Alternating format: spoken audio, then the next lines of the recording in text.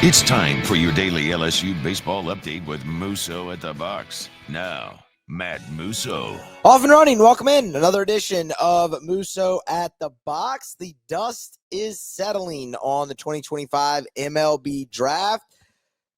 This time of the year, we always expect to have a much clearer picture of what LSU will look like in 2026. And in some instances, that is true. In others, it is not. Kind of want to take a look at all of it. We'll recap day number 2 of the draft. A few surprises. One specifically kind of dealing with the signing class. What might that mean for LSU? We've already got some announcements that guys are returning for an extra year at LSU. Both could be very, very impactful, the ones that we officially know.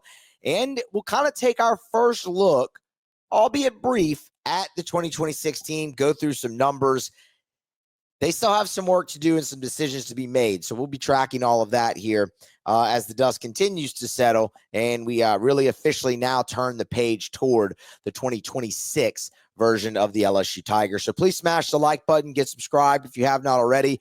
YouTube and on your favorite podcast app, just search Musso at the box. You can take the show with you wherever you go. Please share.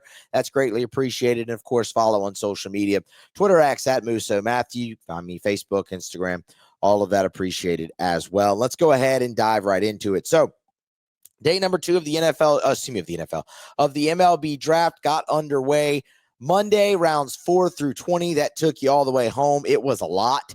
I like the 3-day format much better.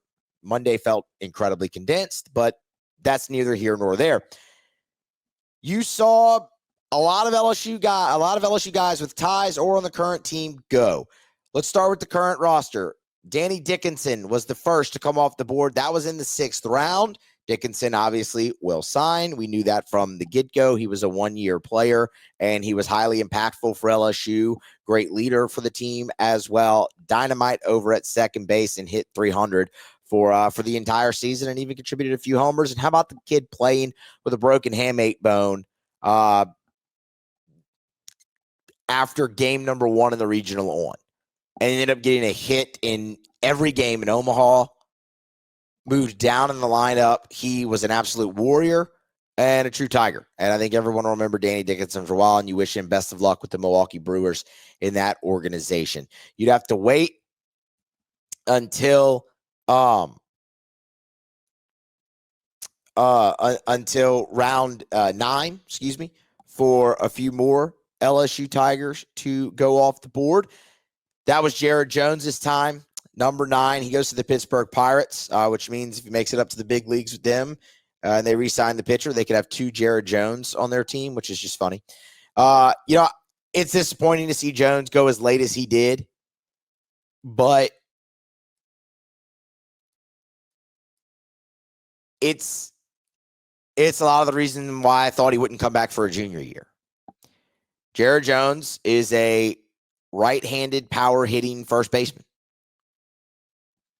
Those guys grow on trees for the major leagues. He doesn't have great positional versatility. Like, he is either a first baseman or a DH, and he hits for power from the right side. They can get that guy a lot of places. And I thought Jared Jones made plenty of strides in his game that you could see this season, especially late in the year in Omaha. You really saw him hit the breaking ball better. The raw power speaks itself. He hit for a higher average this season, but the strikeout total was still high. He had that stretch middle to late part of the regular season where he really struggled, and that drove the strikeout total up. But you saw it in spurts from Jared Jones that it is in there, and now he can go start his professional career, get into a major league organization, get to the big leagues, hopefully, and show what we all know he's capable of. One thing's for certain, Jared Jones' contributions at LSU will never be forgotten, and I'm happy he gets his opportunity. Jones was a great Tiger. He improved every single year he was at LSU, made a name for himself this postseason, especially in the College World Series, some of the biggest hits in LSU history for Jared Jones in Omaha, and he's one that LSU fans will remember forever. A career 300 hitter who's 3rd all-time in home runs at LSU, and fielded about 989, 990 for his career over at first base. Really filled the shoes of Trey Morgan very well over there, which is not easy to do. One that'll go down in history is Jared Jones, and he leaves with 2 national championship rings as well. So congratulations to him. I do expect him to sign because I think Jones, for what it's worth, his slot value there in the 9th round for the Pirates came out to be, I want to get it exactly right, $206,100. I think Jared Jones will get a little over that. I mean, maybe not much, but I think he gets a little bit over that in order to sign, and it's the right move. Jared Jones, if he were to come back to LSU, he would forfeit all leverage. I don't really know, again, how much there is for him to improve in terms of draft stock, and he would subject himself to being a senior sign. This is where he's going to get the most bang for his buck in terms of a signing bonus. I would expect Jared Jones to sign. After Jones, it was like 3 picks later or so, you saw Jacob Myers go off the board to the Boston Red Sox. Again, fine organization that Jacob Myers goes to. It was 5 picks later from Jared Jones. And again, as we've said throughout, Jacob Myers, expect him to sign. And you know what? He battled really hard this year, kept working, was able to get LSU meaningful outs at times when I don't think many of us early in the year thought that was going to be the case, because the control, not even just command, the control was so wild and just so unpredictable. But he really worked hard, and it paid off, and now he'll get to start his professional career. I expect him to sign. Cade Woods. How about Cade Woods going in the 10th round for LSU? Of course, Cade Woods had entered the transfer portal, obviously, but now he'll start his professional career going in the top 10 rounds. Woods to the Atlanta Braves. Guy pitched 2 2/3 innings over 2 seasons at LSU. Just did not see the mound a bunch, but he's got electric stuff. It's a mid to upper 90s fastball and a pretty good slider. And you see that in the MLB draft. And Cade Woods will get to go start his professional career. So congratulations to him. And then it was Connor Ware in the 15th round getting selected. And that's something we had talked about where, you know what, man, in the season, it wasn't great for Connor Ware, but in the fall where there was just nothing but scouts at LSU, he was the second best pitcher on the team, the best reliever on the team. And it's a fastball that can get up to 94, 2 different breaking balls from the left side. It's good stuff. Thought it might be enough for a team to take a flyer on Connor Ware. They did. And I fully expect him, obviously to sign. So when I look at all the LSU players selected, I think they all go. And quite honestly, you're going to need them, to go. So best of luck to those guys. They've brought a lot to this program. Maybe you get a surprise in there, but I don't think that you will. What happened with LSU's roster is you got others back that maybe you thought otherwise you wouldn't, like a Chris Stanfield. Y'all, I'm really, really, really surprised that nobody at least took a chance on Chris Stanfield. That's a really good defender in the outfield. It's a guy who just showed you he could hit for a high average in the SEC. I understand it's a lot of pull and up the middle. You'd like to see him hit to the opposite field, backside a little bit more. I get that. There's not power in the bat. I get that as well. But seeing the success that guy has had for 3 years in the SEC, being a plus defender, having the speed that he has, I am surprised. I'm very surprised that no one at least took a chance. Now, that's LSU's gain. You will now return your entire starting outfield, and that is absolutely massive, massive for this team going forward into 2026. You want to talk about veterans? That's huge. Now, I think what's going to be a very interesting thing to watch is, does Curiel move to center field anyway? Chris Stanfield has proven that he can play center field at this level. Scouts are going to want to see Curiel play that position, though. And is that a change? Do they just flip-flop their spot? You saw Curiel get some starts in center field in 2025, and Stanfield moved over to left. I'm curious if that's a change LSU does make long-term for 2026. If they think it would make their team better, it's absolutely something they would do. Think about Stephen Milam moving to shortstop. You had Michael Braswell coming back. But they saw what they had in Milam there. They wanted to see him. They thought it could make their team better. Ultimately, it did. They made that move. Don't rule that out. But either way, you're going to have your starting outfield back for 2026, and that's huge. So while I'm very surprised no one took a shot on Stanfield, that is absolutely LSU's gain. It brings back a veteran bat in your lineup that can hit at the top or at the bottom or even in the middle of your lineup. So that's huge, huge for LSU. I mean, y'all, Chris Stanfield tied for second on the team in doubles this season. So that's massive. I love that. I am really surprised that nobody took a flyer on Connor Binge. I mean, for the same reasons Cade Woods got drafted, I thought Connor Binge would get drafted. I really do. Just from a stuff standpoint. And at times in 25, Connor Binge was really good. He was really good for LSU. He was their go-to guy to put out fires early in the year. And by the time the command really just left him, it was too late in the season. You had to win baseball games at that time. You couldn't just continue to really bring him along. And he lost innings and he lost his spot. But the upside is there.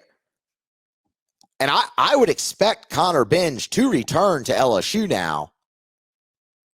And with the upside, he goes, puts in the work, has another year under Nate Yeske, another year in this LSU strength program with Chris Martin. I think Connor Binge can help you out in 2026. I think there's innings for him. There's a role for a guy like Connor Binge there, 100%.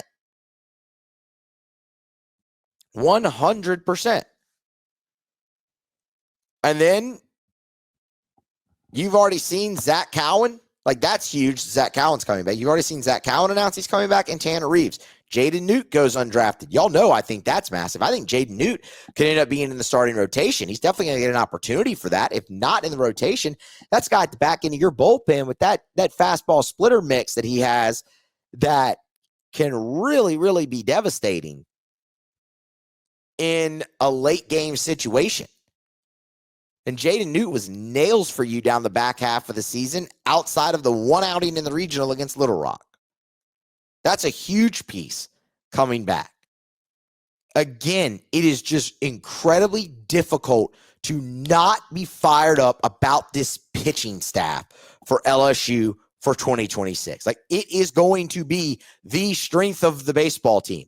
No question. Because like a year ago, or like this past season, I should say, in 25, you have too many options for it not to be a strength and the strength of your team. And it's a lot of veteran guys who have been there. You love that. Zach Cowan, it's going to be incredibly interesting to see what his role will be. Zach Cowan could absolutely be your number 3 starter. That's absolutely a role that he could fill, 100%. And I think you would feel better than, maybe 95% of your opponents having Zach Cowan start on game 3 than they would roll out there. A 3-year pitcher in college baseball who's nearing 200 innings pitched. If he hasn't eclipsed that, let's see. Cowan in college. He threw 110. I remember in his 1 year starting as the starter at Wofford, he threw 110 innings that season. He's over 200. He's got 207 and a third career innings pitched. Yeah, you'd feel really good about that. But if that's not the role they choose, you've seen what he can do in long relief. You've seen what he can do at the back end of a game. The thing for Cowan will be more consistency with that slider. Anything to get them off the changeup even more to where it can really be that dominant pitch that you saw it be for 2/3 of the season in 2025. But that's a huge get. Tanner Reeves returning on the infield is massive for LSU. And that's a guy who can absolutely factor in. You have 3 open infield spots. He can play 2 of them. You want to get Tanner Reeves some time at third again? He can do that. I think he's much better suited for second base. I think it's his natural position. I think it's where he's most comfortable. You need a second baseman. It's that compact swing from the left side that's going to result in a lot of line drives, and he finds the barrel. Opportunities just weren't there enough for him because you had Dickinson holding down second, and Braswell's glove was better at third base. But could you see a world potentially where Tanner Reeves plays second, Seth Dardar plays first, and maybe you see Braden Simpson, who we're going to get to, by the way, over at third base? Sure, that's a possibility for this LSU team. You've got some freshman infielders coming in as well that could potentially bid for a little bit of playing time. Your depth on the infield is fully taken care of. Tanner Reeves is a big part of that, and he's going to also get a chance to earn a starting spot, as he should. And I know that's a guy they're excited about. I'll go back to the line. Jay Johnson. It's the type of player I've had a lot of success with. His words. That could be a very underrated return for LSU right now that pays big dividends for them come the spring. So you get a lot back there. Now, when you look at the signees, LSU's recruiting class got gutted a little bit more than I thought it would. I thought 6 would be the low mark. You ended up with 8 guys getting drafted. 7 of those in the top 10 rounds. The guys in the top 10 rounds, those 7, they are gone. Like they are signing. We had told you, man, seeing Miguel Syme Jr. and Briggs McKenzie get through those first 3 rounds and not be drafted, that was a bit of a surprise. So keep an eye on it, but still expect them to probably go. And they did very early in the 4th round. Both those guys are off the board. They'll both go. Landon Hodgej, the catcher, this is a mistake on my part. I forgot to mention him Monday when we were previewing the second day of the draft. We talked about him in our signee preview that he was probably somebody that was going to go, motivated to sign, and plus LSU was just stacked at catcher, where you have Cade Beatty back. Omar Cerna has already said he was going to go to college. You have Eddie Yaman back for some depth and potentially a spot at DH or whatnot in the lineup. Like, LSU was loaded there, and it would have made a lot of sense for Landon Hodgej to sign. And on top of that, he was motivated to do so. He goes with the very first pick of the day on Monday, second day in 4. So he's going to go.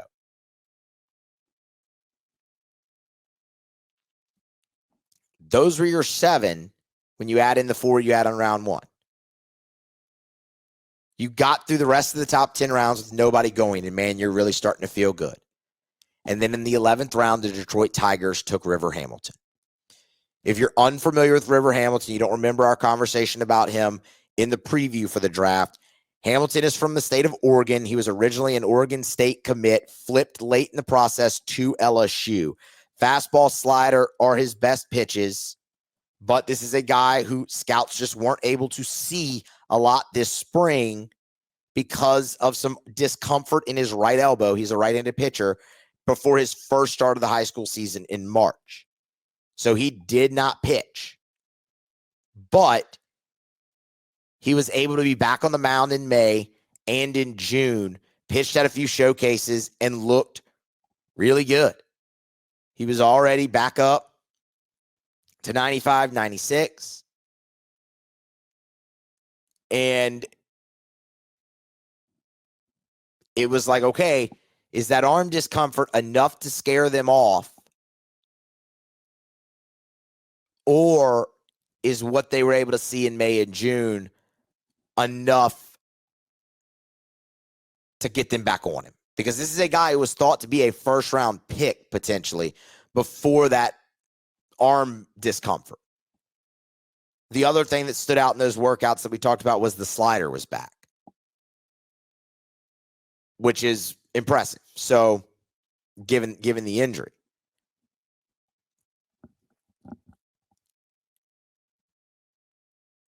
The 11th round, there is no slot value. But this is where we look at what Detroit did in the draft, specifically the top 10 rounds. So Detroit was kind of middle of the pack in terms of their bonus pool, $10.9 million, so really just under $11 million. And in their top 10 rounds, they signed 4 high school seniors and a college senior out of the University of Maine. Some of those guys are going to be underslot, specifically that college senior. I would imagine he is absolutely an underslot sign, as are their 2 first-round picks, two of the high school seniors, because it's very rare. Like, it's very rare that first-round picks sign for full slot. Normally, there is some taken off of that, right? For instance, this is the best way I can really explain that. You look at Cade Anderson and his $8.8 million signing bonus. That's $700K below slot. That seems like a lot.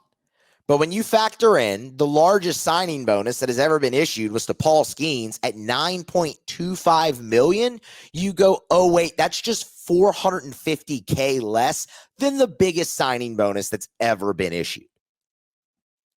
It is rare. Not to say it's impossible.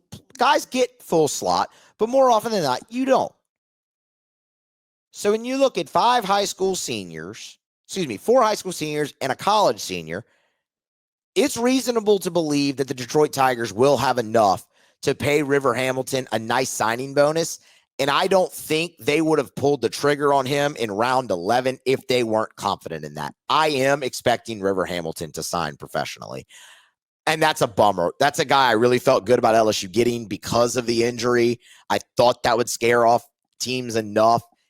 The Detroit Tigers clearly liked what they saw enough to take the shot on him there. And again, to do it in the 11th round, I mean, that shows you where they had him on their board. I don't think they would have pulled the trigger there if they did not feel confident that he would sign. I think they would have waited until later in the draft just to take a flyer. But the 11th round is still in that territory where it's like, they could have enough left. I think they will. Ultimately, I think River Hamilton was signed. Let me be clear. That is my opinion, right? That is my opinion. We will wait and see. LSU has a shot there still. But I am expecting him to sign professionally and start his career. So what does that leave you with in the high school class? Well, it leaves you with 10 guys. Let's start with the big ones. Marcos Paz is a huge one. That's a guy with a really good slider. He's coming off of Tommy John. He was another one that missed his entire senior season of high school, but was able to get back out there for some bullpens this spring, pitched at the MLB Combine. The stuff was coming back. This is a guy who's righty. He can get up to 96 miles per hour when fully healthy. He's got 6'1", 225 frames, so not a lot of projection left. It was just going to be that injury, and he goes undrafted, and that's a huge, huge get for LSU. This is a guy that profiles as a starting pitcher, but he will immediately come in and be a contributor for LSU out of the bullpen. It's a really good fastball. Again, this can get up to 96. The slider is his best pitch, though, right now.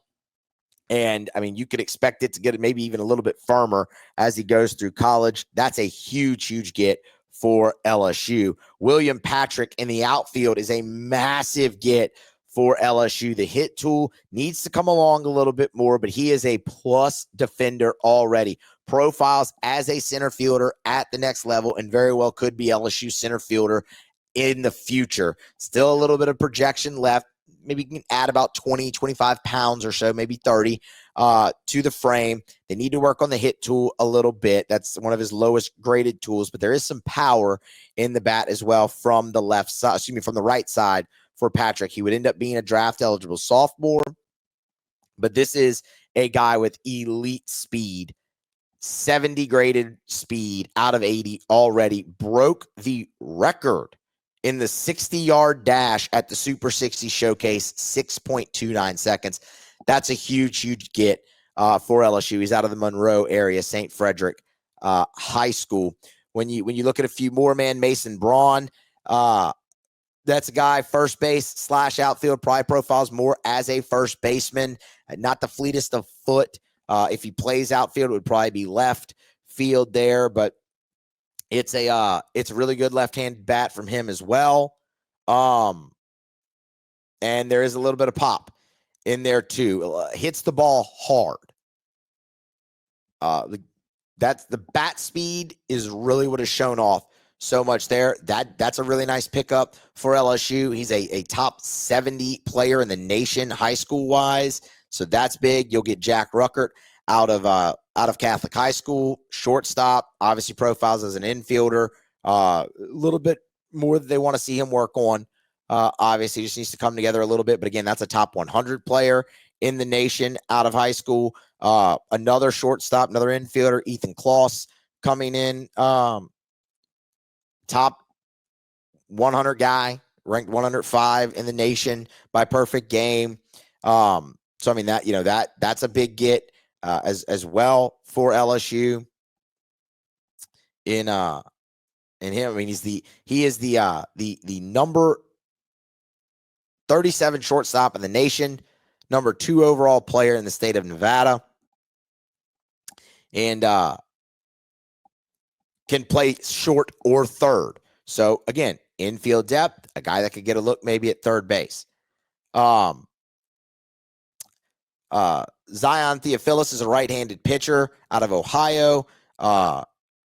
You have Jonah Ase and then Marshall Luke as well coming in, at least as of now. That is the 10-member signing class that LSU, you would assume, would get to campus. The other really big thing to look at in terms of signing class is Braden Simpson. Braden Simpson went undrafted.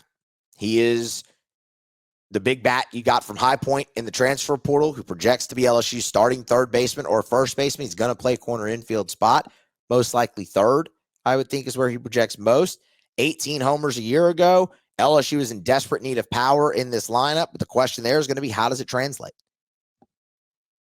What does 18 home runs at High Point mean in the SEC? And that's an answer we will only get by him playing. But getting him through the draft, that's massive for LSU. It really, really is. Because that's a position of need for this team, and that's a veteran guy on the infield. So getting Braden Simpson is absolutely huge. So where does all of this leave LSU? Remember at the beginning of the show, I said there's still some decisions that are going to have to be made. And at the time of this recording, I've offered you up every decision that has been made public at this time. Remember, the roster limit goes from 40 to 34 for 2026. And while you look at that, you go, oh, yeah, that's only, 6 spots.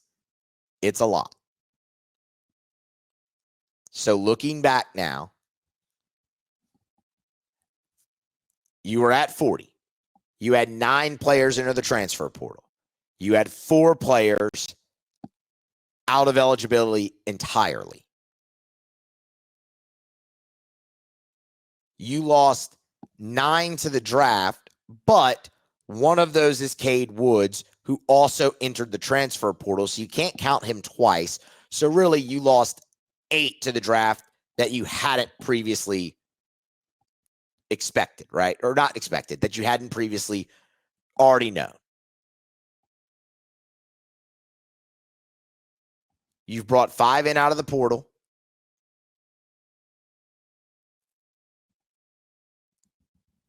You've got 10 coming in in a signing class. Rough math, that's 32. You have 2 spots. LSU has a lot more needs, in my opinion, remaining than those 2 spots allow. For what it's worth, that would also mean LSU would carry 18 pitchers, which would be more than half your roster at 34. LSU carried 19 a season ago, but that was less than half your roster at 40. 18 pitchers on a 34-man roster, that's a lot to ask, and it's just not something that I can really see LSU doing. I think there is more attrition coming to this team because you have not added a starting pitcher out of the transfer portal. And you need some reliable outfield depth. We'll see what they do.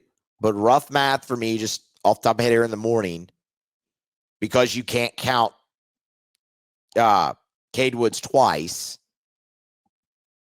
puts LSU at 32. That leaves them 2 spots. Let's keep an eye on some decisions that potentially might come down. Jay went into this offseason knowing there'd be some really tough decisions and really tough conversations to be had.